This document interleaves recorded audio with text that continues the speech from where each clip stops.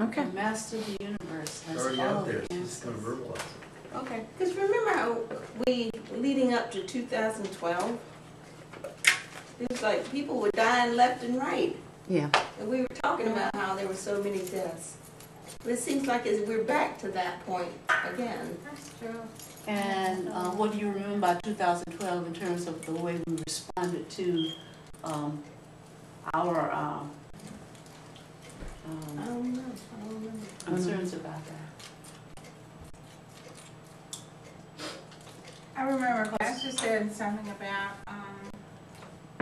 at one point in our life, it was our parents, friends that were going, and apparently we didn't see that as much, because now it's people that's getting closer to our generation. We are our parents. Yes.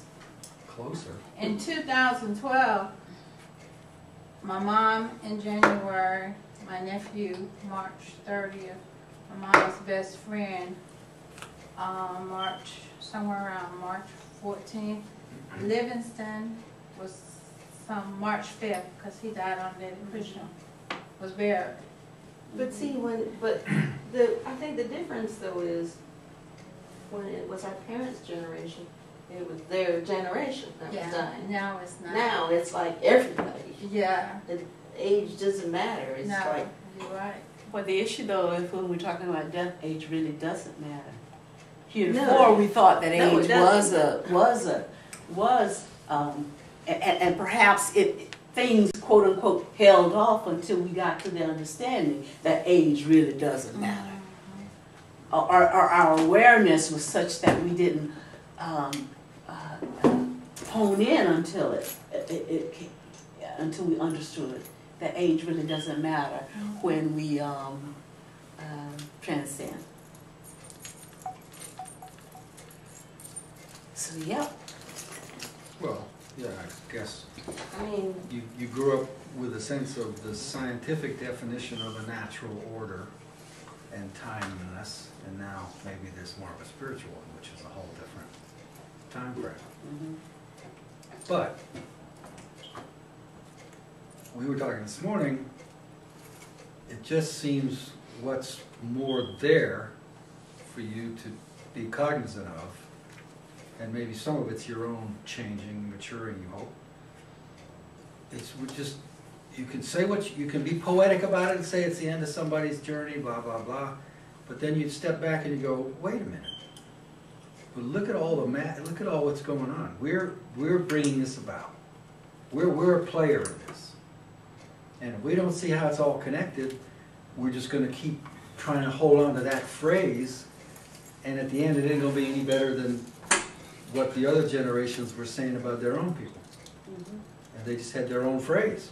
But it's a question of whether you just say it as a platitude or what you understand is behind it. Right? What do we understand is behind it?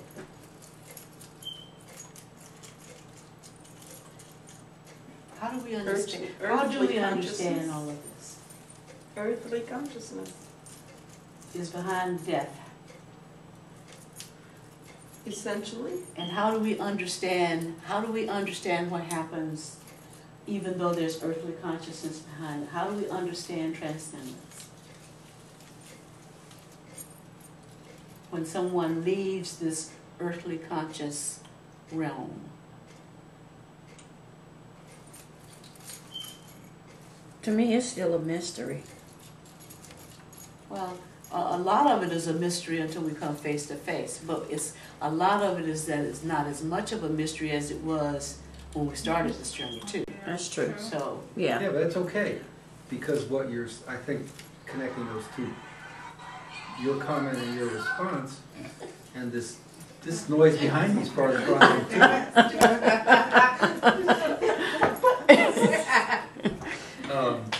You're just admitting, which is good to me, there's a mystery until you solve it. And you're the one who has to solve it. Because it's your mystery. But it's like a pebble in a pond. I mean, if you get that sorted out for yourself, then it permeates through everything.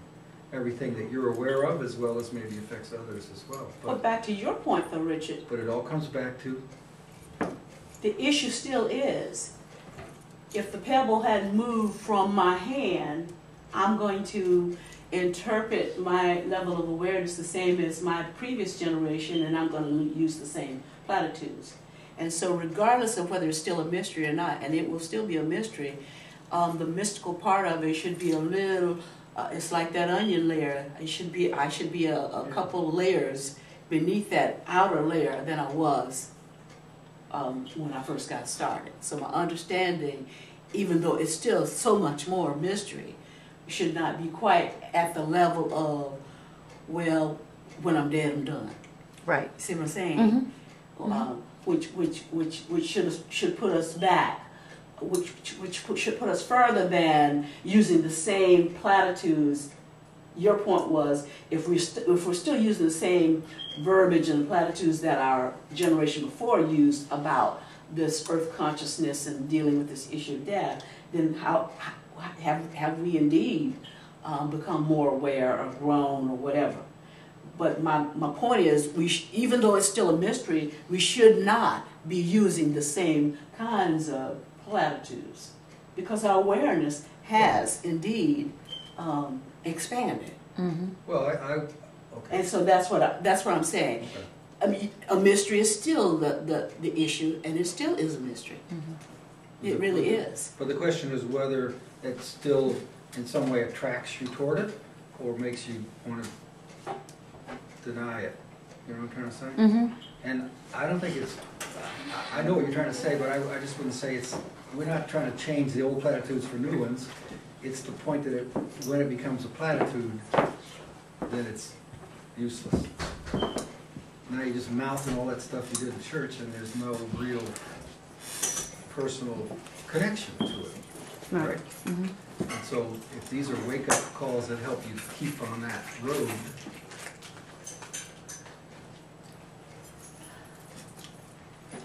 but it is, yeah, I mean, because what have the previous generation said? It was their time. I mean, it's just another way to say what? You know, so you have to figure out what that what is. But I do think it's, and maybe as you become more aware, I mean, then it's more, you see more of it. If there seems to be a lot more death, let's just say death by transition. We try to make it more palatable by saying transition. But are we really at a point where we know they're the same thing, or is death still that little something that gets you? If it seems to be more around, earthquakes, I mean, Nepal was Haiti all over again for me, you know, and it was been going on in Pakistan. It's going on all around, but maybe now you're a little more willing to see it. And then the question is how quickly, the question is how, do you find a moment to somehow assimilate something with that, or do you just push it away?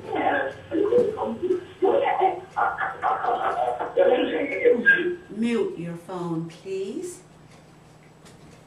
Or just be careful what Thank you you. say on your phone. Well, I guess the issue is, think about seeds. Think about what seeds do. Think about the analogy of seeds. And while watermelon or any other fruit that requires seeds to regenerate are good for us when we're eating them, they grow. You know, we plant them, they grow. We partake of them, and they are delicious. But those seeds have to be planted in the ground in order to provide additional fruit for whatever future generation, be it me for the next season, or my children or my grandchildren. Then why do we not see people who, just like the Messiah,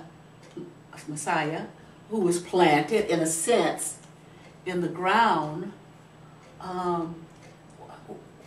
why don't we see when people are planted in the ground, what is the fruit? What comes of that? And I'm not talking about that body. Because you know what? When people are planted in the ground, what is left is not the body. What do people speak of when people are planted and they're not necessarily on this plane anymore, in this realm anymore? What do people speak of when they think about the essence of that person or that essence? What do they say about that? They talk about the impact, do they not, to some extent, that essence had on lives? Yeah. I was wondering where you were going with it, but yeah. How they affected me, that kind of thing. So I'm wondering if, in fact, that's not another way that we can look at this whole issue of quote-unquote death or transcendence. That it's not necessarily, is it too soon or is it too late? It has nothing to do with it. The issue is, what are we doing with what we got in terms of the gift of presence within this vessel while we're here? And what's the impact that we're having on this realm while we're here, if we gotta be here? And then we're gonna be in a different plane, and what will have been the impact when we leave this plane? Because we know that whatever this essence is not going to die. So what's left in terms of not necessarily the footprint, but the spirit print, if for lack of a better word, that's going to be helpful to those in this plane when we leave. Is that not another way to look at what happens when someone dies? Like the kid, Manny Mankiewicz, or whatever his name was. It doesn't have to, has nothing to do with age, has nothing to do with nationality, has nothing to do with gender. Does it have to do with the ripeness of that seed when it gets ready to be planted, in terms of the impact that the essence has had on those in this realm? That's the question. It's not rhetorical, and please feel free to share your Well, but thoughts on I think depending on, I don't know what other experiences people have had, and I don't know how far into my own I want to go, but again, you can make that, you can say that in a generalized way, but, and classically, come on, any mother in here, if it's a young child, theirs or someone they know, that's not an easy thing to say in all integrity and honesty with yourself. I mean, otherwise we wouldn't have expressions like life's cut short. It's not ever easy. Nobody said it was easy. Well, it's not, but how do you get to there? And if you say it to make yourself believe it, there. but at the end of the day, the only way to really get there is to know in yourself the truth of all that, all those phrases. Yeah. And is it not that what is I mean, that not what we are seeking Pain to and get to that pain point? and suffering is the gap. It's in the gap. It's in the space between. And does not the awareness. suffering is not, it's not the suffering part of what gets us there? Is that not what contributes to our getting to that point? Letter to my mommy and daddy. Don't cry too long for me, mommy and daddy, because I'm back home with my creator, you see. This is a baby that died. God gave me purpose and a destiny. Mother and father often ask, why my baby? Why my baby? My baby hadn't lived. This is a baby who died. That's the Akron's baby was how many months old? 4 months. Born December, January, February, March. January, February. Yeah, anyway, a couple months. Even if my earthly time was short, I fulfilled it completely. I'm more than a body I lived in, it's true. The essence of spirit that God gave me is the real me. Since spirit never dies, I live on in your thoughts and memories. I'm still alive. For God so loved the world that he gave his son, his word wrapped in flesh. God so loved you that he gave you me and my purpose was to give to others my best, even a baby. You remember the nurse who had 2 cats and a dog? When she held me and rocked me, I was like her very own, and I gave her joy. And the nurse who came in on her day off to be with the whole family, the day I closed my eyes and woke up in eternity, I gave her the chance to express compassion, kindness, and love.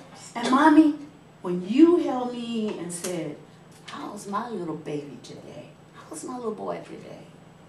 I heard you. I felt you. I knew my mother's love. And I gave you a chance to feel tenderness and love too. So, for your very own child, I gave you that opportunity for a tiny little me.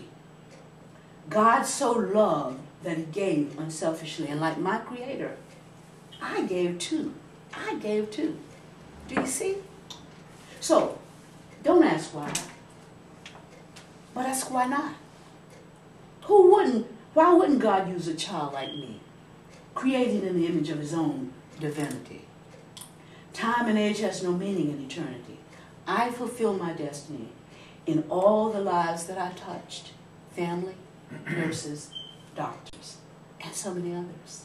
So, live, Mommy, live. Give of yourself and touch the lives of others as I have done, as you have touched mine. Don't cry too long for me, Mommy and Daddy, for I'm back home with our Creator. No, you see. And this was something that I wrote for her because she had to see that although she lost her child, there was purpose there. That baby touched so many lives.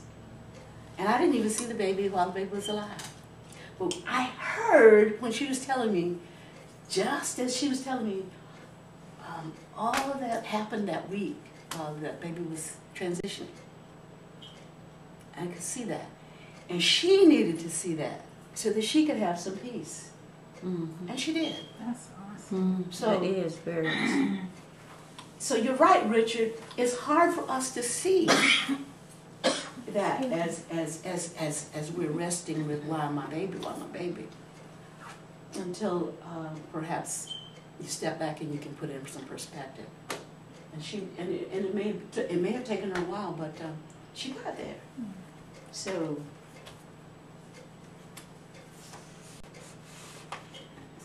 seeds have to be ripened for that baby. That baby was a ripe seed for a number of people. That nurse only had her dogs and her animals, but that baby gave her something else. Mm-hmm.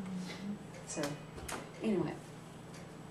So I'm just suggesting that that's simply another peel of that onion. There are so many others.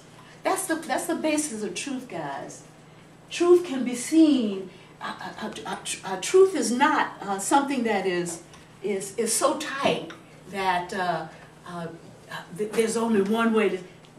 It's my way or no way, kind of thing. In the Aramaic, the beauty of Aramaic is that when Jesus spoke in Aramaic, he spoke to lots of people, even the 5,000, and I'm sure his words were just like I'm speaking now, but the depth of his words spoke to whatever the need was in each of those individuals. That's the way the Aramaic is in terms of its interpretation. The depth of the words had different meanings, and they could speak to your need, whatever your need is. So I'm just simply saying that that's another way to look at the issue of transcending. If we look at, if indeed the spiritual, the physical mirrors the spiritual, that's another, seeds planted are another way to mirror that. And I'm sure there are others. You know, every time we talk about transitioning, I honestly believe we have been prepared for people transitioning that's close to us. And I do look at death or transitioning as in a different way now. Because before my dad passed, Pastor was talking and I was going to say something and I said no. But I wanted to say, you're preparing me for my dad's departure. But I wouldn't say anything. And then that same week, then my dad had left. But every time we talk about someone transitioning, something happens. I was sharing this with Pastor. My uncle came to me, and he said, in a dream, and he said, you know, she's tired. She's ready to go, and she's tired. And I told him, I said, well, you know what? If she feel that she's ready to go, you know, so let it be. And I looked over in the corner, and the person that I saw had the shape of my aunt. Her head was shaped like my aunt, but they didn't have a face, if that makes sense. It was a figure. And I said, well, I'm wondering if it's her. But then when I look at, when he told me this, what I felt was my mom. Mm-hmm. And I said, well, you know what? Whatever happens, just happens. So I think we all are being prepared for people transitioning that's close to us. And by us being prepared, I am able to deal with it better. Like you said, we're much further than we were before. It's still a mystery, as you said.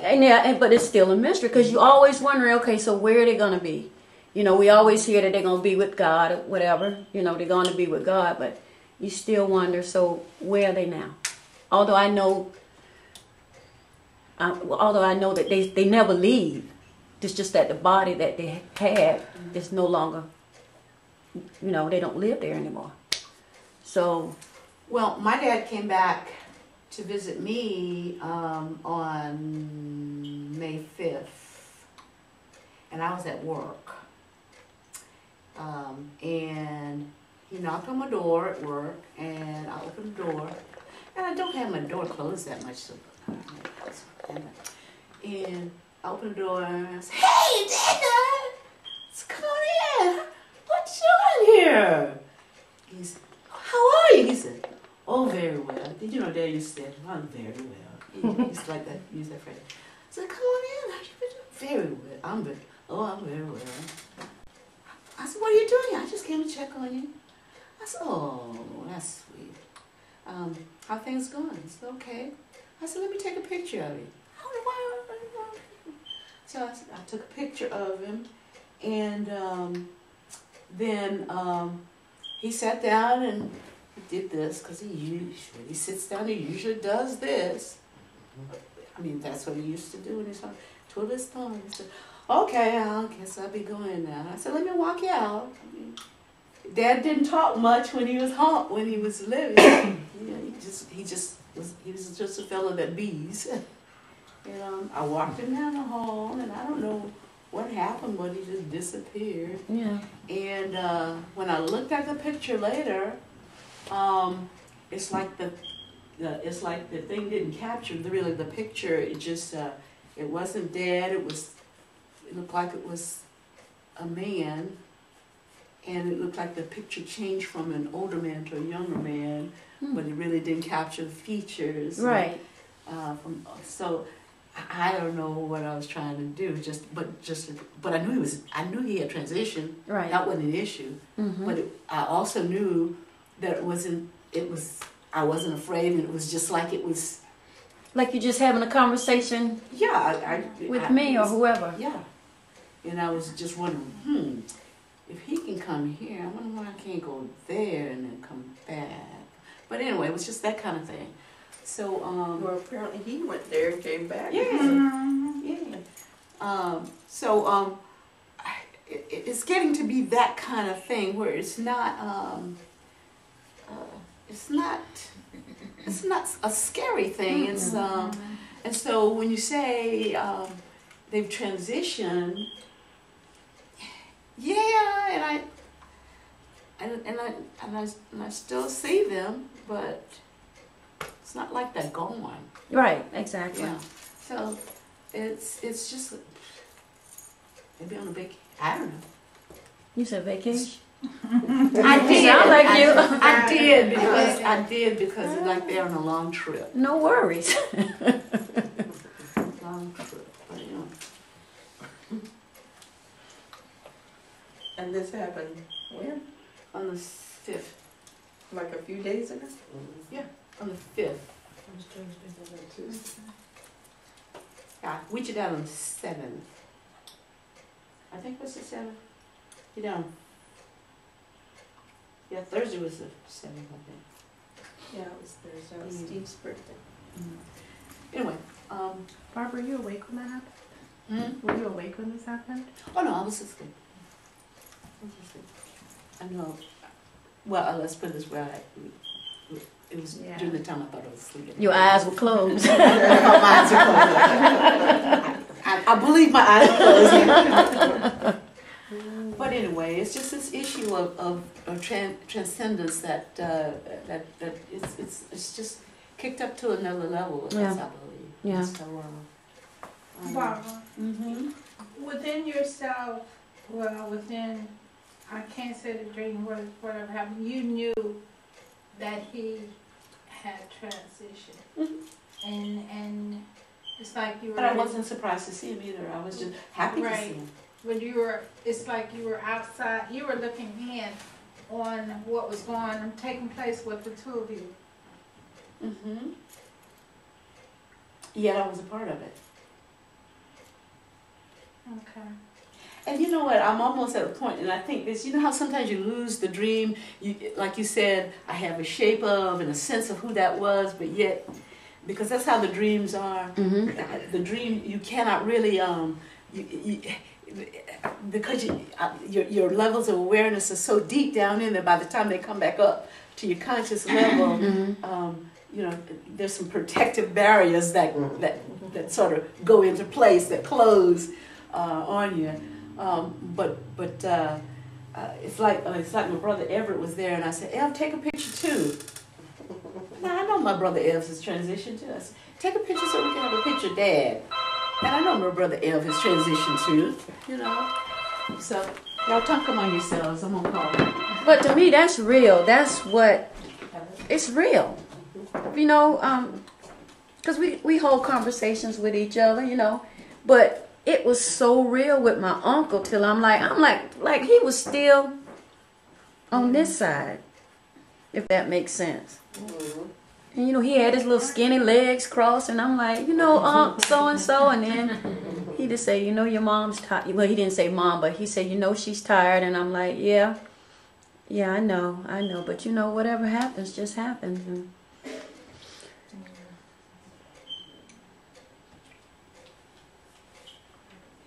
Well, I think it's obviously much more complicated, but there's more to it than simple. And I'm not talking about your particular situation, but if you contrasted that with maybe Audrey's sense that other people just seen, because you don't know their particularities, their personal circumstances, and unless you know they've been sick, even if they've been sick, it's sort of like then they die, it seems rather abrupt. And if they're young enough, 50s, 60s, right? yeah. So it's, to me, I don't know that it's fair to too quickly just say, well, they transitioned and it was their time. That's cheap, can be cheapening, and you miss the opportunity maybe for it to be more of a, I don't want to say teaching, but an opportunity for you to somehow see it more personally in a more profound way, if you know what I mean. And that's why we're always, I mean, a plane crashes, 400 people instantly are dead. 1.5 million children die on the planet every day. How many plane crashes is that? We don't pay attention to that. It's the plane crash that gets us. So there's all those kinds of things that, and then we move on to something else. So you don't have time to sort of sit down and assimilate, I guess, or absorb. You just, so you put it in a box, you put a phrase on top of it, a label, and you move on. And I don't know if you accumulate confusion from that over time, but you haven't sorted it out. So, and if somebody's, I mean, it's, and I don't mean this to take anything away from whatever's been said, but that we still have in us a little bit, if somebody is older, they've had a good life, maybe you weren't quite ready, you had some unresolved, unfinished conversations and things, so you're kind of hoping they'd be around, Mm-hmm. but they had a full life, we'd say those kind of things.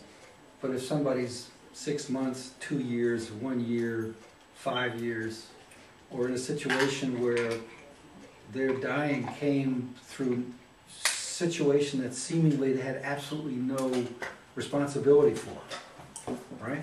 Mm-hmm. Those things we don't think of the same way. I don't. Mm-hmm. And I guess I don't know if you need to have that experience in your own life first, and then you extrapolate to others, or whatever.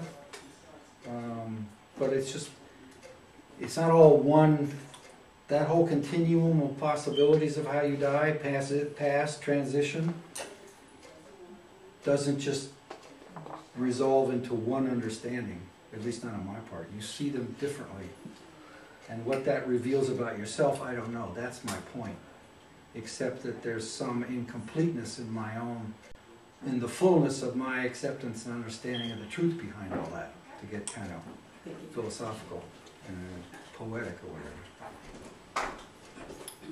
And then you, in today's life, you get busy with something else and you think you've let it go, but you probably haven't. I think too, we do need, I've listened to you saying with the older people, we say, well, they did have a full life.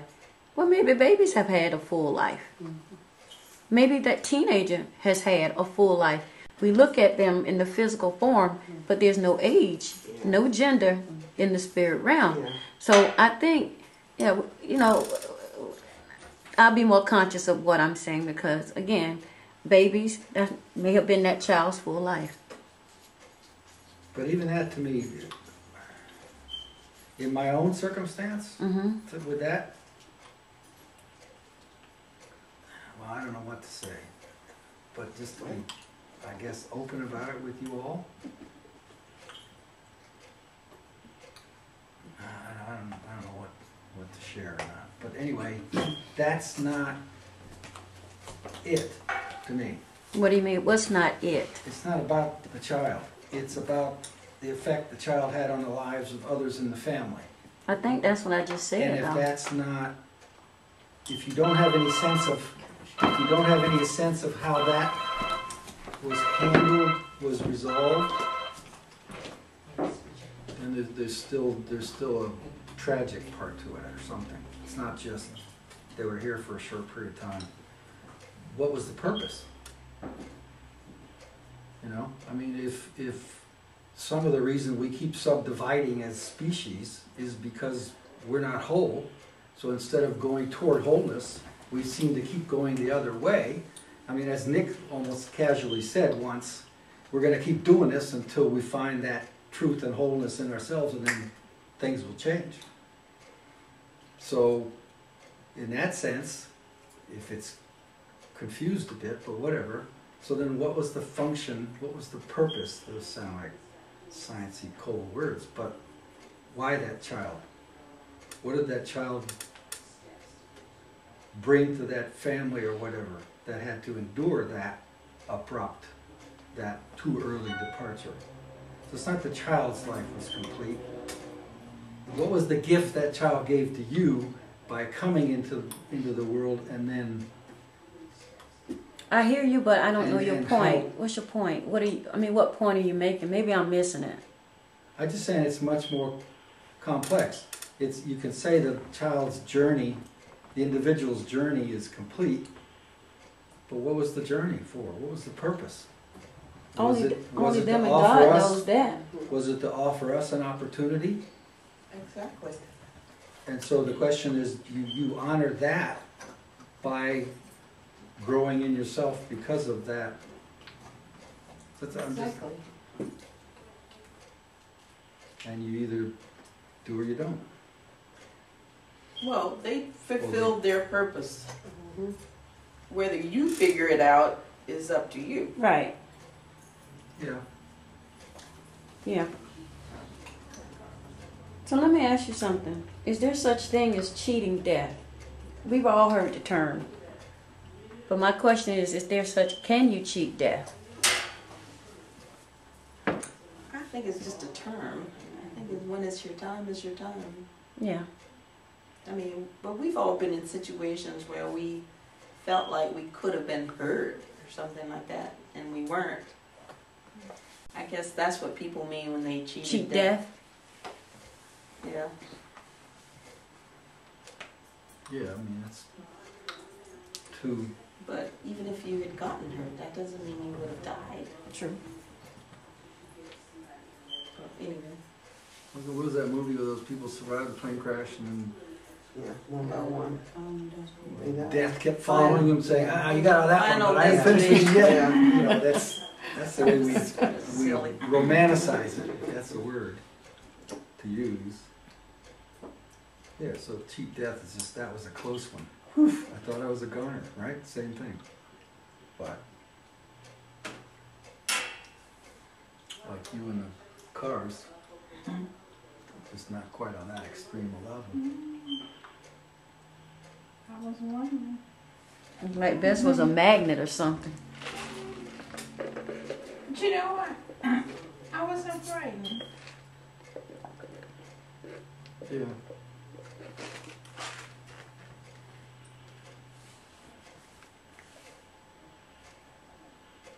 Anyway.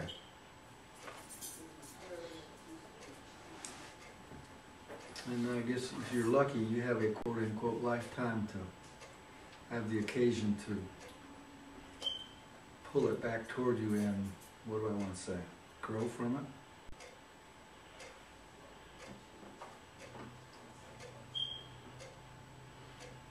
I mean, I think about my dad all the time, and I wasn't anywhere near his physically. The time he died, passed away, transitioned.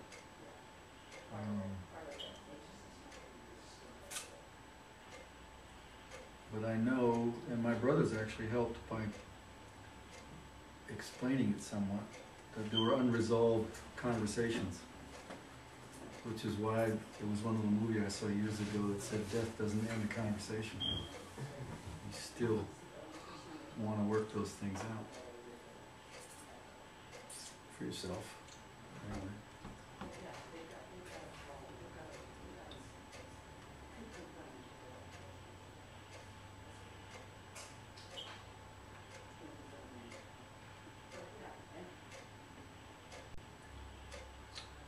When I was with when my former assistant passed away, I went over there on, I guess whenever, Wednesday or whatever, Thursday maybe, to take some food. And I was talking to her sister, and her sister was saying, her husband was saying that she was kind of fighting because she said, I can't go now. I got to see my grandchildren grow up and blah, blah, blah. And, you know, and they were just reminiscing about that. And I said to them, you know, she wanted to know them and see her granddaughter get married and blah, blah, blah. And I said to them, she'll know. And her sister said, you really think so? I said, yes, she'll know. Mm-hmm. But it's funny that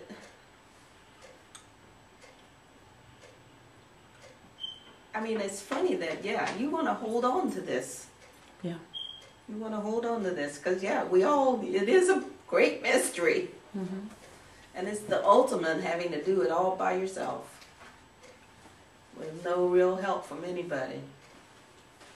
I mean, that's the scary thing for me. You got to cross over all by yourself. Yeah. I don't think you're alone, though. I don't think you're alone. I mean, based on the things I've heard. Exactly, yeah. But That's still, the it's first the thing. ultimate of Yeah. going it alone. Yeah.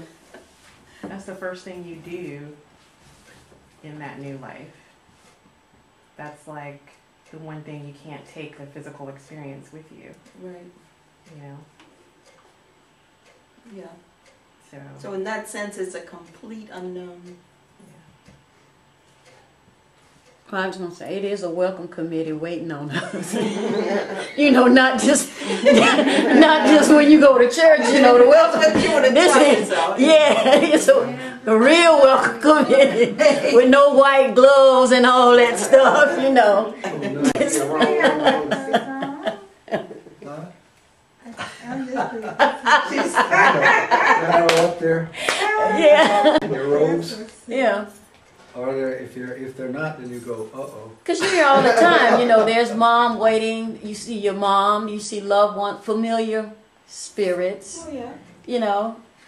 Well, like Barb said, when was that? After, who transitioned? You said in your bedroom, you saw Mom and Dad and Ev and Marcus, Gladys, all together, standing there. So, Did you ever see that movie Contact? I don't remember. Who's starring in it? Jodie Foster. Yeah. The Just go find space it. movie. Go find it. It's basically about contact that's been made. They finally do hear something, and then. But I'll put at it on one Netflix. point, and she decodes. My long story short, she decodes the technology that they sent. They sent to teach us how to build a machine that will allow the connection. Okay, Mm. so you can skip all that. But Mhm. the point is, then she gets to go in the machine through circumstances. Oh, yeah. Yeah, I remember that. And then when she finishes the wormhole journey, she's on a beach, and there's this figure walking toward her, and it's her father. And at one point in the conversation, he says, "We did it this way so that you'd understand." Mm. So to me, that's a little bit of the I saw Mom and Dad and things like that. Okay. Now, That's like that's part of a mystery that's way beyond I can't write out the math formulas for that science. I don't know. That's the reason for Spirit, that. I don't know, but your sense is, why couldn't it be like that? And that's a good thing, actually. Yeah. But that doesn't mean that ultimately there's a lot of people up on clouds bouncing around saying, "We can't wait till you come, Yeah. join us." But it is to maybe help. And why not? If it's all about love, why wouldn't it be something comforting, whatever you want to call it? Yeah.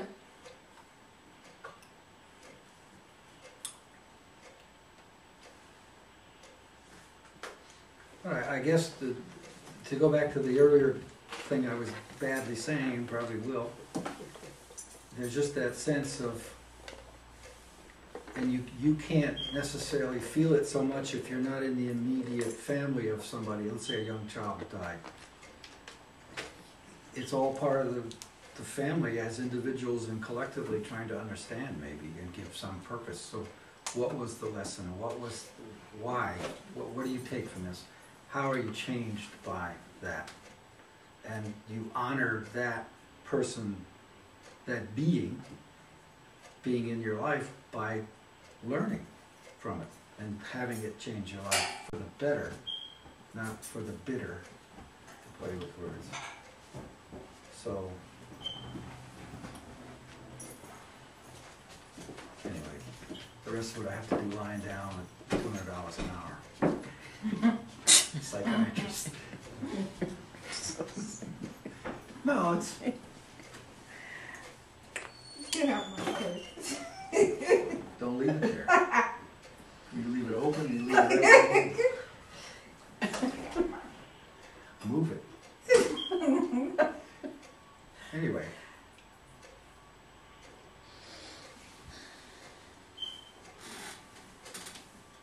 But okay, I guess, I don't know. Almost. I've said before here that my younger sister died when she was 2.5. We never talked about it. Mm. So I never got any sense or support, even except somewhat with my brother, who was just a little different than everybody else. What was that all about? What was the gift? What was the legacy from that?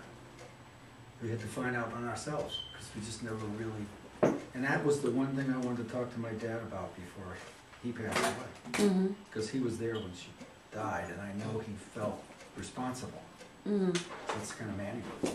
Was she sick or something? No, she ingested a toxin from the next door neighbor, their yard. They had this, I don't know, something caustic that she swallowed. So she wandered in the next door neighbor's yard, swallowed something and came back sort of bleeding and throwing up from her mouth.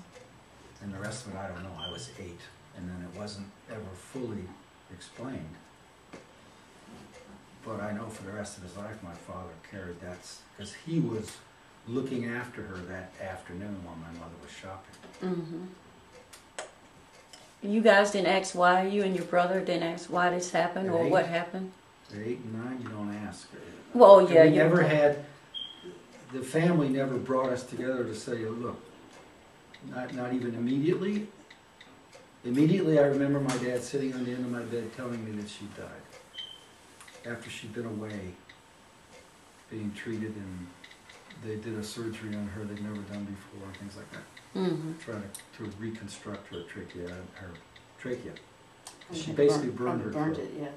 She burned her throat, so they had to shorten and do all kinds of stuff. In fact, my sister swears to this day it was Coop who did the surgery.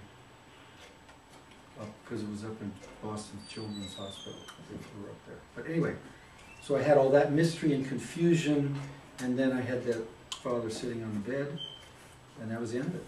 I have no other memory except looking at her in the casket. But after that, I don't think any of us ever encouraged the other to talk about it, deal with it. We just found our own way. Which goes away when you get busy with your own life. Believe me, it affects how you view your own children, and then maybe now, or a little earlier, it comes back again because it's unresolved. But I always wanted to ask my dad, because I just know, I'm enough of my father to know what it did to him. And when we had Nick, and he was standing at the top of a staircase made out of marble in Pakistan, and he was just close to teetering off the edge, and he would have tumbled down 25 steps. Lord knows what damage. Maybe he would have been okay, but maybe not. You just realize no matter how protective you are of your children. But I never had that conversation, because I would have told him, and would have helped me to say, I understand it completely now. It's just in that one experience from my own child. What you feel about that. And just to tell you that somehow it's okay and all that. Right. And I don't know how he and my mother talked about it, if they did. So I guess that's all right. That's why it's it wasn't supposed to happen, kind of thing. So then what was the gift? How did that change? I don't know to this day so fully how it changed my father. I know it did, but I know some of that wasn't positive. But what if you never know the specific gift? Well, that's just one of those things I have to let go of, make peace with. At a minimum, and when you're 8 or 9, you have all these twisted things, particularly if you don't talk it out. And so for years, subconsciously or on some less than conscious level, I felt guilty. It was my fault. You just feel that way. It's natural. And then all I could remember was times I'd been mean to her, which would have been 2. She was 2.5. I mean, how many times could you be mean to a 2.5-year-old? Anyway, and you just have all that, and you exaggerate that because you don't have any place to bring it back to reality, so to speak, and then deal with it. And in some respects, it was last year that I think I let go. So anyway, that's what I mean. If that makes any sense, other than just being too personal.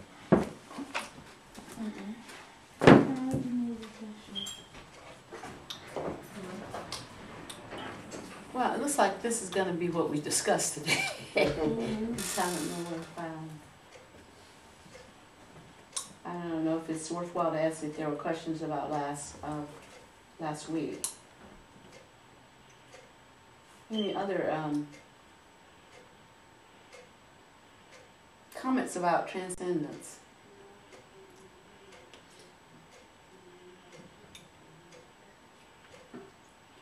Lots more of that onion to be peeled. But it looks like every time we peel it, we get a little bit, we get another layer off. And it's hundreds of thousands more layers. But it looks like every time we peel it, we get another layer off. At least if one person gets another layer off in terms of their level of awareness, that's good.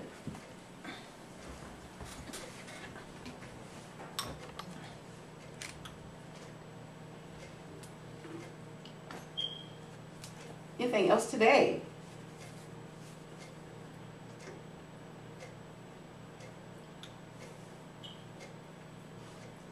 Yes, no, maybe so.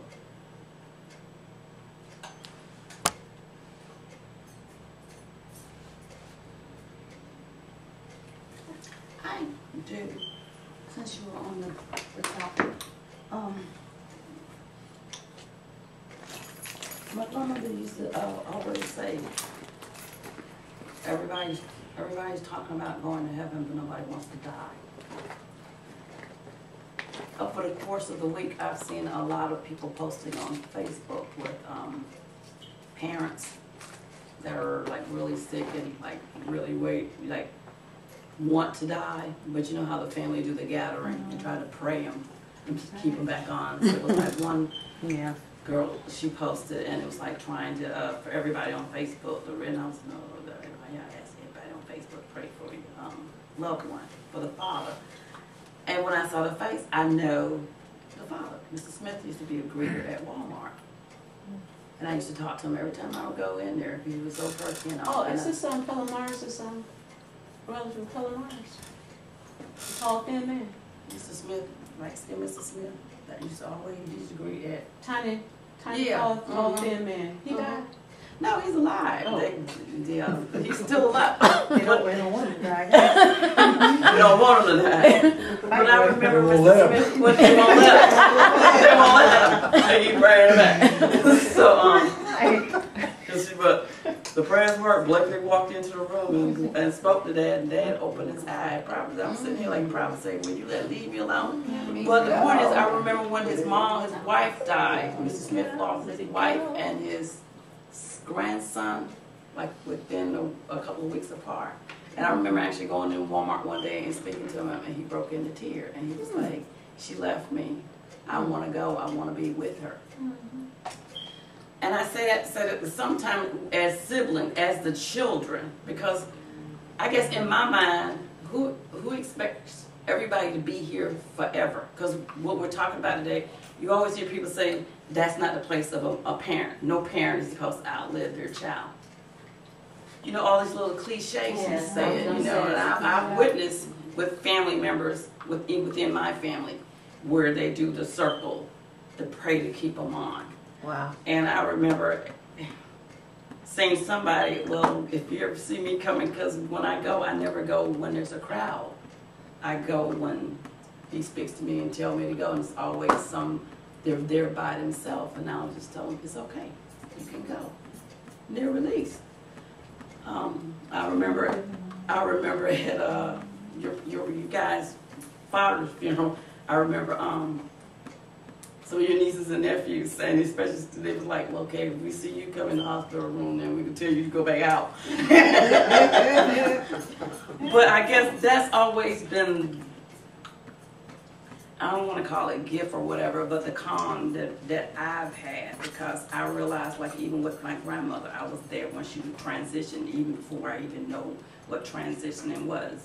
And I watched her take her last breath. But it was that calm and that peace of not having everybody in the family just there wailing and trying to keep her on this side, because she was 97. She had done, she was ready to go.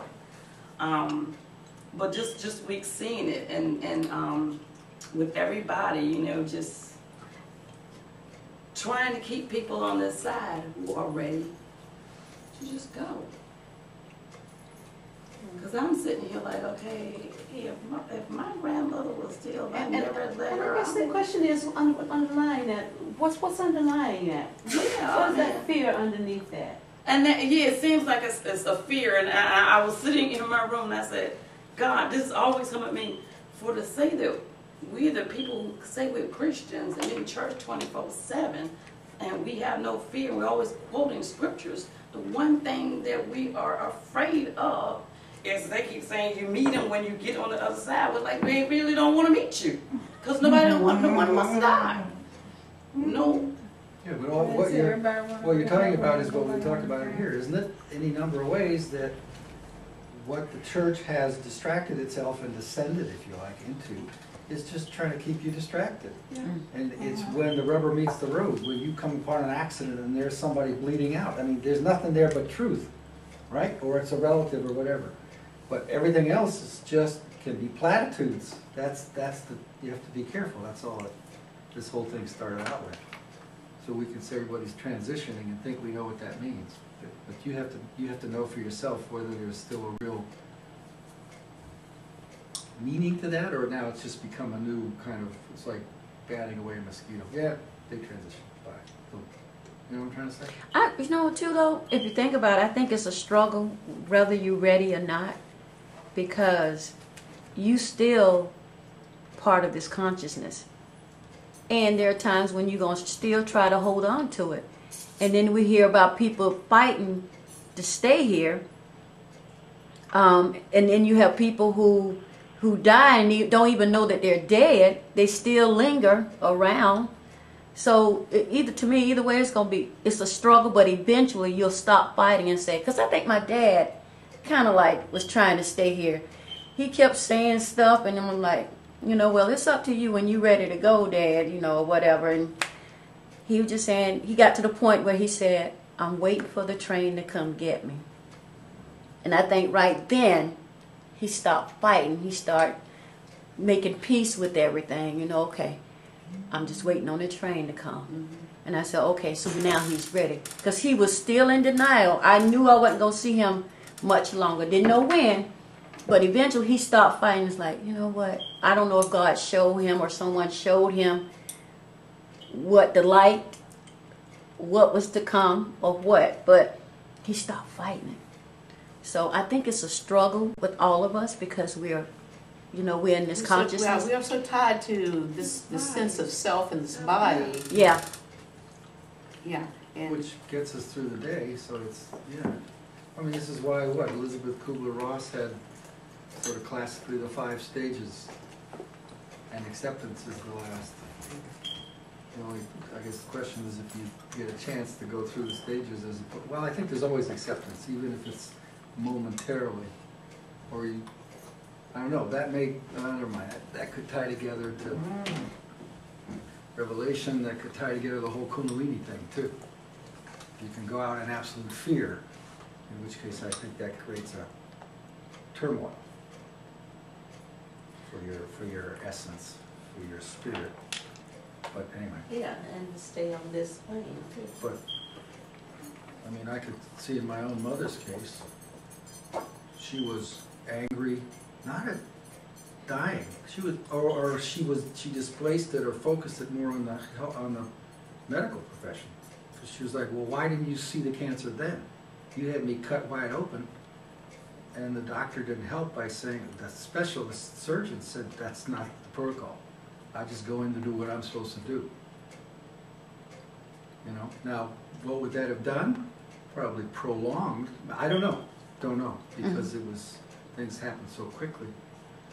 But I think she got to acceptance fairly quickly, because the way she organized her last year, after about a month or two, it was less than a year, I was in awe of how she managed and controlled her passing. And she knew she had to do it because her friends couldn't deal with it and all that kind of stuff. Talking about holding on. It was just like a target. And she held her closest friends to the bullseye part. And she let her all other levels of friends know and say goodbye to them until she got focused on the 2 or 3. And then one of them I know didn't even want to be there. And she had to sort of deal with that. But just that whole, you can't do that unless you have some peace with what's happening. Mhm. You know? So, Well, I guess the bottom line in all of this is there's a that lot of logistics. it is something that we all will have to do. It's this transcendence. And, you know, whether we like it or not. I mean, so we may as well like it because it's going to happen. I mean, so we may as well like it. I mean, knowing what we know, and so if we choose to like it, at whatever point in time it occurs, then the next thing is, how then do we choose to transcend if we have that choice at the time? Do we choose to do it with anger if we have that choice at the time? Or do we choose to do it with focus? Anyone there? Is that somebody coming in? Somebody trying to get in. There's nobody standing there, is there? Could be Okay, not. people, who are you inviting in here? Could be not. Or do we choose to do it with focus? I remember, but I thought it was somebody. Evelyn, did you see anybody walk in? Because you see dead people. I ain't see nobody. The doors actually. Well, but the door didn't really actually have to open, you know, Right. to really tell you. Yeah. So, let's I was waiting for somebody to walk in, but they never did. Me too. No, the wind just caught it between the vacuum and, anyway. Say what you want. Okay, that's your story. I promise you, we're not gonna run. We're not gonna run out. But that wasn't when. Hey, a while back, Evelyn would have been gone. Yeah, but look at how we're laughing. Look at how we're making jokes about it, right? It's like a horror movie. Ah, and everybody in the audience talks for the next 10 minutes. Right? Except me, I knew it was coming, so I went to the bathroom. I wasn't there to see it. I mean, I remember my first Frankenstein movie. That's exactly what I did. I knew they were going to unwrap his face. I gotta go to the bathroom. I couldn't get in the door. But even now, we laugh about it because there's that little bit of something in there. Like, uh-oh. So where I was going with this is that if we know it's going to happen, and if we have the opportunity to make some choices, as your mom obviously had some opportunities, She chose to. we can choose to do it with anger. Mute your phone, please. Thank you. Kicking and screaming. Or we can choose to do it with grace and dignity, knowing,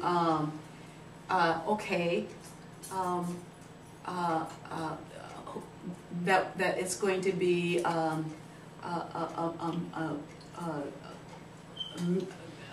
mutual assimilation with the Creator into oneness.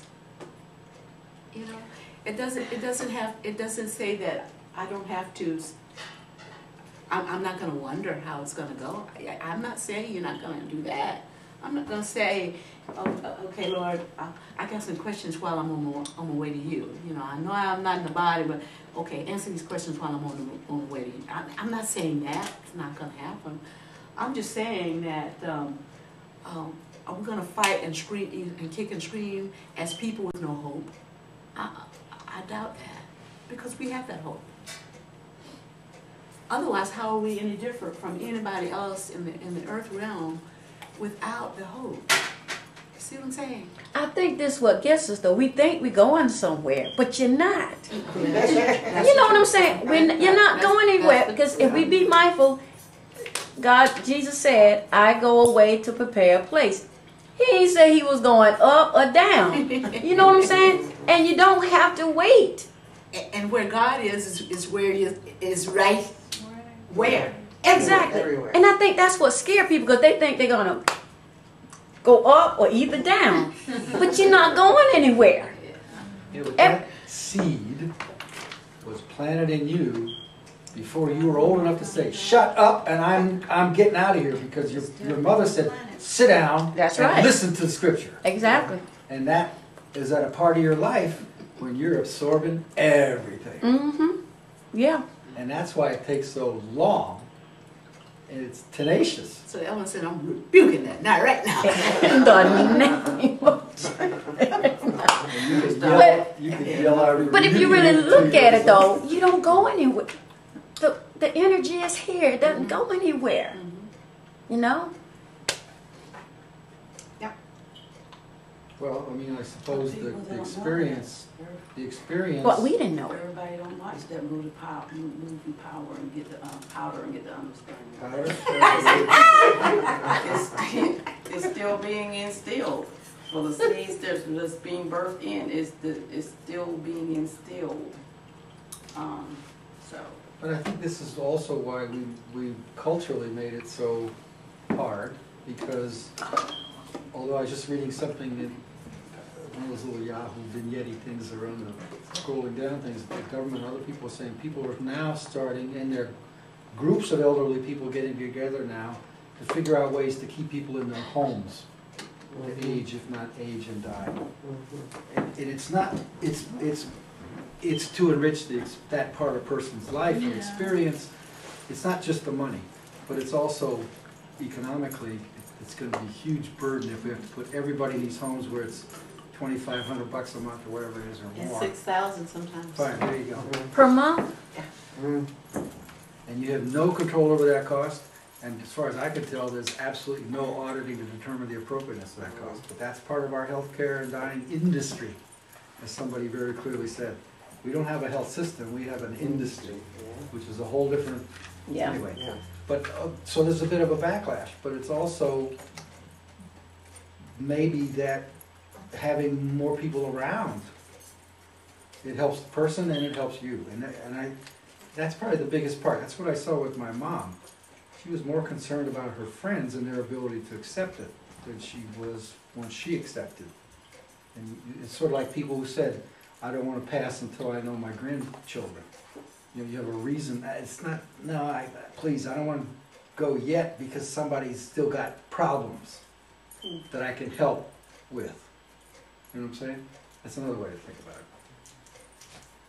That's a very,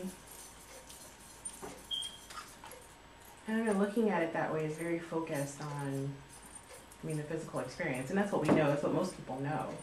But there has to be more that you can do on the other side than you can do here. And more than you can, more that you can experience once you've crossed over. But I think that's the part that we struggle with because we don't completely, I guess, know or understand. And that's because all we do know is what we know here. Yeah. Until we get to the point where we understand that there's much more that we don't know that is there that we long to know, which is the difference. You long to know more, and that's when you begin to open yourself up for that more knowledge, and begin to understand that there's a heck of a lot more than this period here. This in terms of the additional chapters and books on the other side. So. Well, Pastor was saying that's when people come back and forth, they see the way things should be. So that's why they come, they train, go back and forth, that's why they keep showing us stuff, coming to us in dreams, telling us, things. Because you're right, you can't see. I don't want to put a label on it. Well, it's okay. But actually, I was reading something recently about Carl Jung, whom I've gotten much interested in after a long time, how profound his visions and his spiritual real journey was, how different it was from Freud. But one of his things was, and others have said it, and we've said it in here different ways too, many times. What we've done through Christianity, for example, is we've dumbed the whole thing down so that there's no mentoring to help you make that connection to know the truth. So the cop-out is, but you have faith. And his whole thing is we should just be screaming bloody murder when anybody says have faith. Because that's just total BS. That's not saying continue your journey. That's basically saying you ain't going nowhere, so just, Well, He was also saying your faith should come out of experience, Well, Not- that's not faith. not just to have it because somebody said you should have it. It should come out of experience so that you know what you know. And I think the beauty of it is it's not quantitative, the experience. Mm-hmm. It's, and we've said this other ways in here too, it's like eternity. If you poke yourself into one little bitty piece of it, you have a sense of the wholeness of it. Even if you don't fully absorb all of it. Mm-hmm. It's not like, okay, that's 1%, I gotta get at least to 80 before I, you know. But then Over you the just hump. made the case for why you can't, and I'm not talking about you generic, Yeah. why you can't say a child's life is not whole, whatever that is, and long compared to a 105-year-old. Right. No, but what, the lingering thing, to go back to, if you'll permit me, to try to tie it to what I said earlier about myself, my own experience with my family. Like a couple of times, but I think, I do believe, I'm okay with that for, her name was Joni, for Joni. It's not her life, but I never had a chance to really finish the discussion with my dad to know how her life affected him. I Or understand. what I could do to help, so that's it, it's not her. Oh, I I'm understand okay that. with her, Oh, I understand that. but I didn't get to but do the just same thing because- with him. And just because you didn't get that opportunity does not mean that it didn't occur, or does not mean that what happened with Joni didn't impact the people even next door Right. who were impacted because Joni, Right. you know what I'm saying? Just because you did not get that opportunity does not mean it didn't occur in other ways. Because their That's lives all I'm changed saying. too. Exactly. So, I mean, just know that. And we don't always get it neatly tied up like that for Yeah. us. Well, yeah, you just hope within your immediate family, because you're pretty much around each other a lot. But in our case, I'm just admitting, we didn't have those discussions. And by the time I was old enough to close the door in the study of my dad's house and say, let's talk about that, we were apart. And then he died. So that conversation never got to happen. And it was, I wanted it for me as much as for him. Anyway, so yeah, but you're right. You also learn that in life. You don't get, you never really get 100%. You go, that maybe why if you get 80% or 90, And that's you. but that's enough. But that could have been 100%. I mean, the equal is not equal. Right. Balance is not, in the spiritual, that could have been 100,000% in terms of Joni's life, in terms of the impact. You just don't know. You may not see it that way, but it could have been 100,000% in terms of equanimity.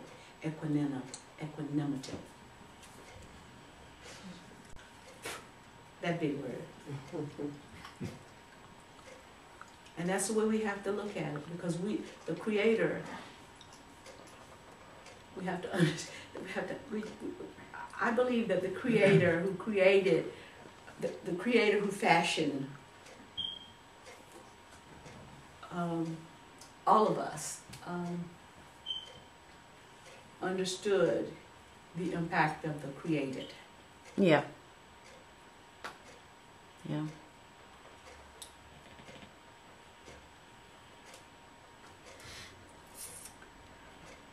Okay. Anything else?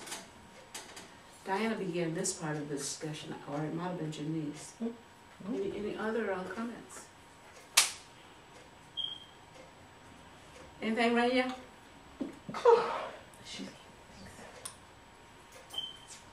Okay.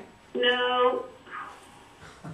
Anybody else in the hinterlands out there in All is well. all right.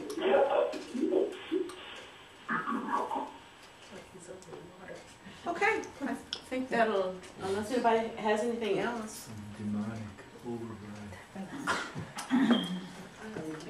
That'll be a wrap for now then. Okay. Bye-bye. Bye. Happy Mother's Day. Take care. Happy Mother's Day. Thank you. Thank you for the discussion. Happy Mother's Day to you too. Don't forget Father's Day.